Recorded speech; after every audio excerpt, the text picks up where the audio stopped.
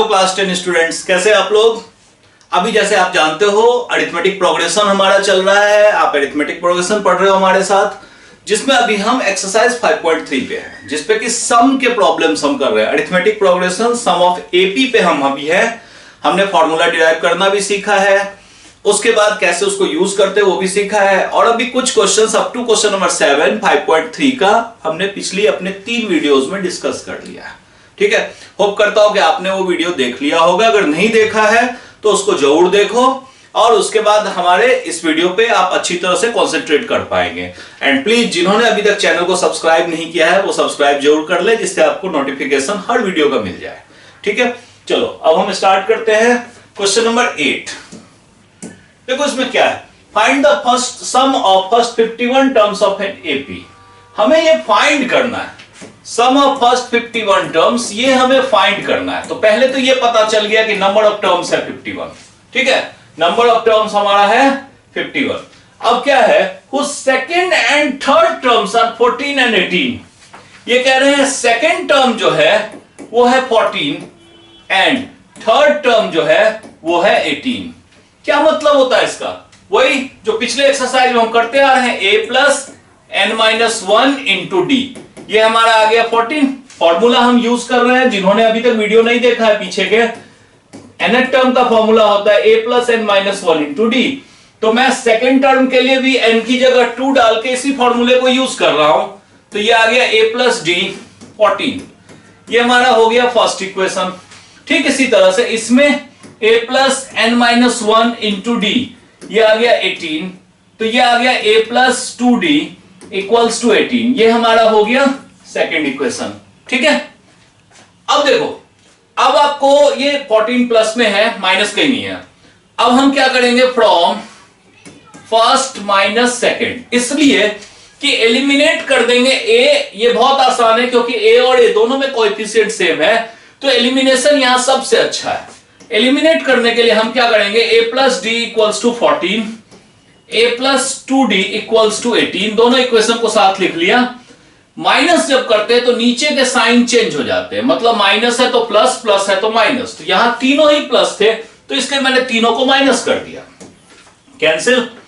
अब देखो 2d बड़ा है d से, तो 2d का साइन माइनस है तो माइनस का साइन होगा, और बड़े से छोटे को माइनस करेंगे तो मतलब 2d माइनस d आएगा। यहां भी ऐसे ही, माइनस बड़ा है, 18 बड़ा है माइनस वाला, तो माइनस का साइन, और बड़े से छोटे को माइनस करेंगे तो -4। क्लियर है कि माइनस कैंसिल हो जाएगा, डी की वैल्यू हमारी आ गई 4। पहला काम खत्म, डी आ गया 4। तो एक काम करो ना, फ्रॉम सेकेंड इक्वेशन, इस सेकेंड इक्वेशन में डी की वैल्यू रख दो, 2 इंटू 4 इक्वल्स टू 18। तो a कितना आ जाएगा, 18 माइनस 4 2 जा 8, तो a आ गया हमारा 10। ठीक है, अब बात करते हैं फाइंड क्या करना था, S51। तो चलो S51 के लिए जो जो चाहिए वो अब हमारे पास है। तो S51 क्या होगा, n/2 into 2a plus n minus 1 into D. ये तो फॉर्मूला होता है। तो 51 n की जगह रख दो, a की वैल्यू 10 आई है, 10 रख दो। 51 माइनस 1 और d कितना है, d हमारा है 4। ठीक है, अब इसमें हम ऐसा करते हैं, जितना सिंप्लीफाई कर सकते हैं करते जाओ। 20 प्लस ये 51 माइनस 1 50, 50 इंटू 4, 50 इंटू 4 कितना होता है 200। तो 51/2 इंटू 20 प्लस 200। तो फाइनली हमारे पास कितना आ गया, 51/2 इंटू 220, 220। कैंसिल करो इसको, 110। तो आपके पास आ गया 51 इंटू 110। चलो 11 से इसको मल्टीप्लाई करेंगे तो 111 5 जा 55 एंड 1 56, 5610। ये हमारा basically sum of first 51 terms हो जाएगा। क्लियर है, ठीक है। कैलकुलेशन अब और स्टेप्स बिल्कुल क्लियरली अगर आप करेंगे तो आपसे गलतियां नहीं होगी। ठीक है, आप अपने स्टेप्स में कंफ्यूज मत होना, हमेशा क्लियर और नीट एंड क्लीन कैलकुलेशन करना। ठीक है, अब देखो हमारा क्वेश्चन नंबर 9 क्या है। देखो 9 है, if the sum of first 7 terms of AP is 49। Again जो भी गिवन है वही लिखना है। गिवन है हमारा है सम ऑफ फर्स्ट, ठीक है, सम ऑफ फर्स्ट 7 टर्म्स, ये है हमारा 49 एंड 17 टर्म्स का सम, 17 टर्म्स का सम जो है वो है 289। Find the sum of first n terms, find the sum of first n terms. हमें फाइंड करना है Sn। एक चीज देखो, Sn फाइंड करने के लिए हमें a और d चाहिए। a और d कुछ नहीं पता, तो वो पता चलेगा इन दोनों के हेल्प से, ठीक है। तो चलो इनको सॉल्व करते हैं।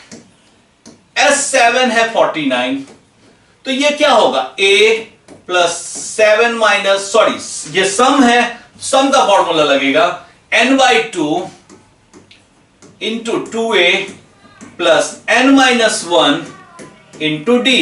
ये हमारा आ गया 49, ठीक है। अब ये 7/2 दूसरी तरफ ले लो, हम अब इसमें क्या कर सकते हैं, 2a प्लस 7 माइनस 1 6d, और इनको दूसरी तरफ लेंगे तो जो डिवाइड में था ऊपर मल्टीप्लाई हो जाएगा, जो मल्टीप्लाई में था 7 वो नीचे डिवाइड हो जाएगा, 7 7 जा 49। अब इन दोनों में देखो 2 कॉमन है, a प्लस 3d, जितना ज्यादा सॉल्व कर लोगे उतना आसान है, 7 2 जा 14, आपके लिए काम उतना आसान हो जाएगा। तो a प्लस 3d कितना आ जाएगा, ये 2 डिवाइड में जाएगा 14/2, ये कैंसिल होके 7, मतलब a प्लस 3d आ गया 7, ठीक है। ये हमारा फर्स्ट इक्वेशन है, ठीक है, क्लियर। अब हम बात करते हैं इसकी S17।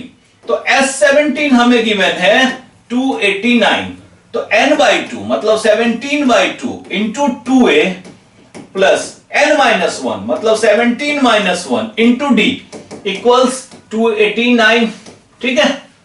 अगेन मैं वही कहूंगा कि इनको दूसरी तरफ शिफ्ट कर दो और इनको सिंप्लीफाई करो, तो 2a प्लस 17 माइनस 1 16d, और इनको शिफ्ट करेंगे आप तो 2 मल्टीप्लाई में चला जाएगा और 17 डिवाइड में चला जाएगा, ठीक है। अब देखो क्या ये 17 से कैंसिल हो रहा है, हो रहा है, ठीक है। 17 1 जा 17 और 17 7 जा, ठीक है, 17 और 2। अब इन दोनों में से 2 कॉमन ले लो, a plus 8d equal 17 into 2, ये 2 भी कैंसिल, मतलब a प्लस 8d आ गया 17, ये हमारा आ गया सेकेंड इक्वेशन, ठीक है। जब nth टर्म होता है तो थोड़ा सा ये इक्वेशन बनाना इजी होता है, कैलकुलेशन सम जब आता है तो ये थोड़ा सा बढ़ जाता है, ठीक है, और कोई डिफरेंस नहीं है। अब हम ऐसा करते हैं कि अब इन दोनों इक्वेशन को सॉल्व करते हैं। अगेन इसमें भी a, इसमें भी a, जब a के कोएफिशिएंट सेम है तो एलिमिनेशन से अच्छा कोई मेथड नहीं है, ठीक है। तो हम ऐसा करते हैं सीधा फ्रॉम फर्स्ट माइनस सेकेंड। चलो फर्स्ट इक्वेशन जो है हमारा, उसके नीचे नीचे सेकेंड इक्वेशन रख दो। अब माइनस करना मतलब साइन चेंज करना, ये कैंसिल। अब देखो 3d और 8d, 8d बड़ा है, 8d का साइन ले लो, और जो बड़ा है उससे छोटे को माइनस कर दो, मतलब जो बड़ा है उसका साइन होता है और जो बड़ा है उससे छोटे को माइनस कर दो। इसमें भी देखो बड़ा 17 है तो उसका साइन माइनस है, तो माइनस का साइन होगा। अब बड़े से छोटे को जब माइनस करोगे तो ये आ जाएगा 10, तो d कितना आ जाएगा, -10 डिवाइडेड बाय -5 विच इज 2, तो d की वैल्यू हमारे पास आ गई 2, क्लियर है, ठीक। अब जब d का आ गया वैल्यू तो फ्रॉम सेकेंड, अब इस इक्वेशन में d की वैल्यू रख दो इक्वल्स टू 17, तो a कितना आ गया 17 माइनस 8 2 जा 16 विच इज 1। अब क्या फाइंड करना था, सम ऑफ n टर्म्स, मतलब हमें फाइंड करना था Sn, n/2 into 2a plus n minus 1 into d। Formula लिख लिया मैंने, n/2, a क्या है, a1 है, तो 2 इंटू 1 प्लस n माइनस 1, और d क्या है, d है 2।